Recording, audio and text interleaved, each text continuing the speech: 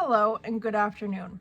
My name is Sydney Sensikovich and I'm here today to discuss Assessment 4 and NURS-FPX 4030, Making Evidence-Based Decisions.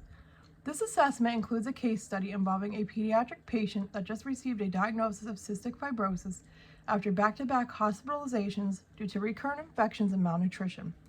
In this video, I will present the patient's background and situation, propose an evidence-based care plan to improve patient outcomes for this individual formulated with an evidence-based model, and discuss the challenges and benefits of interdisciplinary collaboration involved in the care of this patient.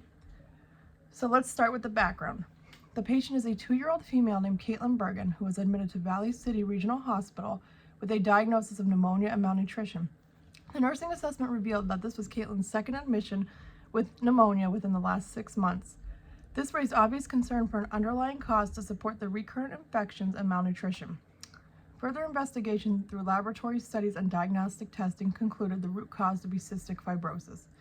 The Centers for Disease Control and Prevention, otherwise known as the CDC, defines cystic fibrosis as a genetic disorder associated with breathing and digestive issues, and that's referenced to the Centers for Disease Control and Prevention 2020.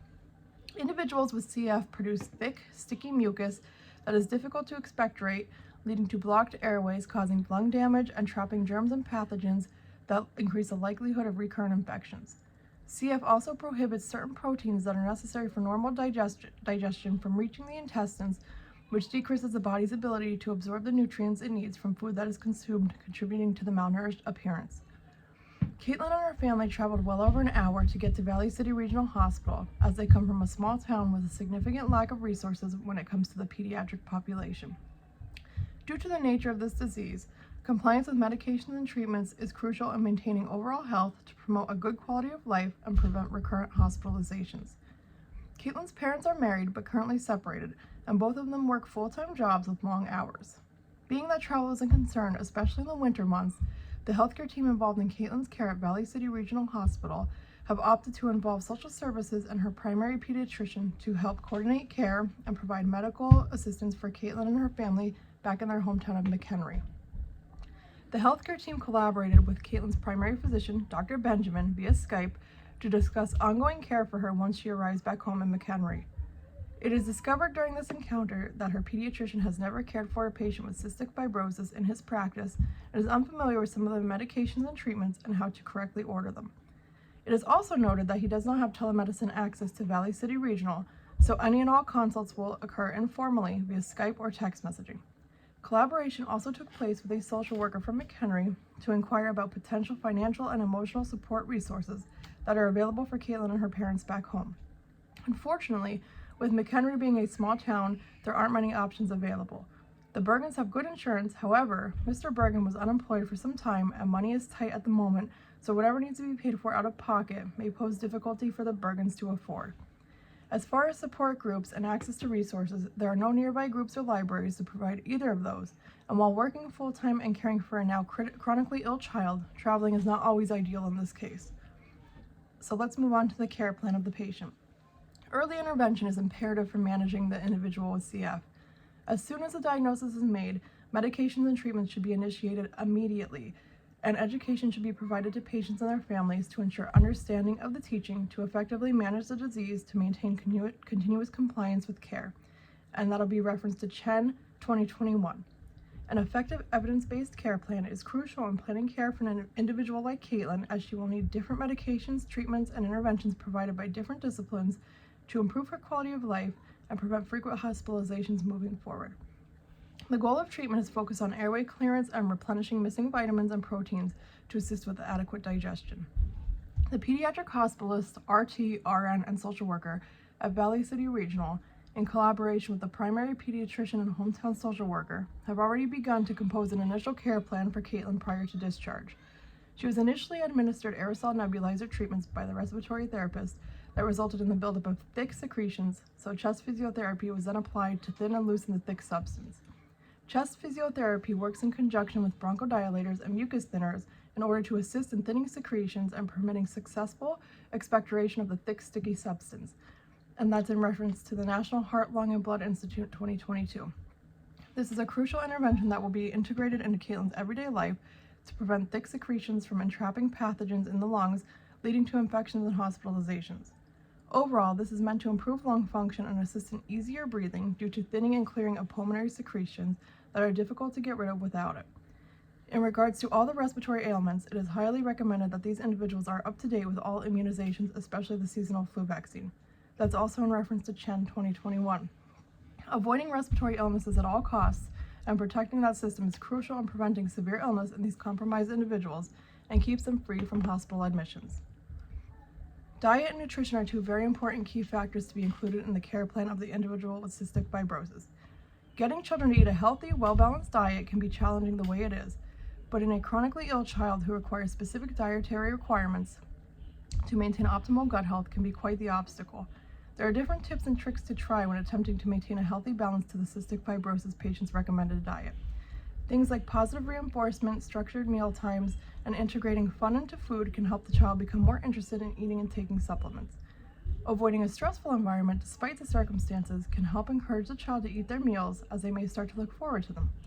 To get Caitlin on the right track to adequate nutrition and familiarize the primary pediatrician with specialized dietary requirements, the pediatric hospitalist has started her on pancreas enzymes and a regimen of fat-soluble vitamins consisting of A, D, E, and K. She also suggested a high-protein, extra-calorie diet for Caitlin, as that is a recommended diet for these individuals to assist with digestion of things they may have a hard time absorbing. Consistent monitoring of nutritional status is pertinent to assess for healthy growth and development in the individual with CF to ensure dietary guidance is appropriate, and that's also in reference to CHEN 2021. So next we'll discuss the challenges and benefits of interdisciplinary collaboration. Interdisciplinary collaboration involves the process of shared decision-making, or SDM, which allows patients and healthcare professionals to share information amongst each other to make care decisions together. That's in reference to HOMA 2021. This is extremely important in the care of patients with CF because it provides numerous SDM opportunities, as it is a complex genetic disease that involves multiple organs. Engaging in interdisciplinary collaboration for the care of the CF patient helps ensure that the patient's goals and needs are being met and working together with the clinical team and family to make adjustments if necessary. Fortunately, due to technological advances, consults and office visits via telehealth are a reality of today and part of a new normal. Telehealth has really peaked during the COVID-19 pandemic, allowing patients to be seen by a medical provider via a computer, tablet, smartphone, or anything with an internet connection and audio-visual capabilities.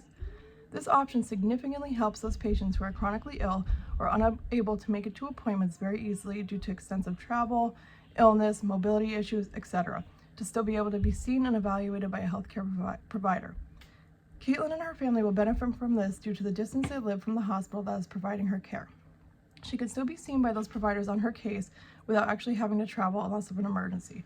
Her primary physician may not have remote access to their telehealth system, but he can touch base with them on an informal basis via Skype or worst case scenario via a standard phone call or text. The downfall to telehealth is that the physical assessment is limited due to the lack of in-person capabilities that a computer cannot provide. It is not possible to do a full-on physical assessment on a patient and address all systems with physical touch and auscultation to ensure everything is functioning properly. The only assessment methods in this scenario are related to hearsay from the patient and visual inspection if applicable to the situation. So next, we'll talk about the research-based model that was used to formulate the care plan. A research-based model should be utilized in the development of a patient care plan to ensure that the best evidence-based practice is being utilized in the patient's care. In this situation, the Iowa model is a useful tool that can be applied to planning care for Caitlin and her interdisciplinary team. The Iowa model is one of the most commonly used evidence-based practice models utilized in the United States. That's in reference to DUF 2020. This model is sometimes compared to a roadmap. It is the roadmap for EBP to ensure that the clinical staff is headed in the right direction, where they're at, where they're going, and when they veer off course, this model can help assist them to getting back on the right track again. Also, DUF 2020. The Iowa model is a good model to follow to implement EBP into planning care for patients, as it's primarily nurse-led, yet it still involves an interdisciplinary approach. Planning care and treating an individual with cystic fibrosis definitely involves a multifaceted approach from different disciplines to ensure the best possible care is being provided. With this model being nurse-led, it helps the rest of the team view the patient from the point of view of those that spend the most time with those patients, providing direct care at the bedside. Nurses are the first to notice changes in condition, deterioration, and alterations to a patient's baseline. The nurses at the bedside really understand the process, can establish infrastructure and hardwire it into business, and they can then partner with other disciplines involved to collaborate appropriate care or discuss any adjustments that should be made to the plan of care based off of intervention evaluation, also DEF 2020. Nurses see the outcome of interventions firsthand and are in the appropriate position to evaluate its effectiveness and relate to other disciplines to allow changes to be made to the plan of care as necessary. So in conclusion, receiving a diagnosis of a chronic illness can be difficult to accept for obvious reasons. But when it comes to pediatrics, it is a whole new level of grief and coping mechanisms. When resources are limited, it is especially hard to cope with because not only do the patients need effective, compliant care, but the parents and families need to be made aware that there is continuous support available to them as well. Cystic fibrosis is a lifelong genetic disorder that requires specific treatments and interventions to improve quality of life and prevent recurrent infections and frequent hospitalizations. By involving an interdisciplinary team and developing an evidence-based plan of care, this goal can be achieved, especially with the help of an evidence-based model. Thank you.